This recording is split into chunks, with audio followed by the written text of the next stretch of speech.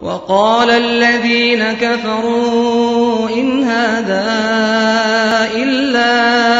إفك افتراه وأعانه عليه قوم آخرون فقد جاءوا ظلما وزورا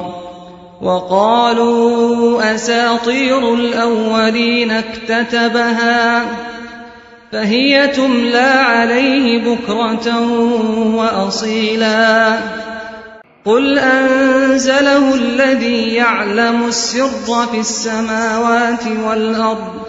إنه كان غفورا رحيما۔ اور کافر کہتے ہیں کہ یہ قرآن من گھڑت باتیں ہیں جو اس مدعی رسالت نے بنا لی ہیں، اور کچھ دوسرے لوگوں نے اس میں اس کی مدد کی ہے۔ یہ لوگ ایسا کہنے سے ظلم اور جھوٹ پر اتر آئے ہیں،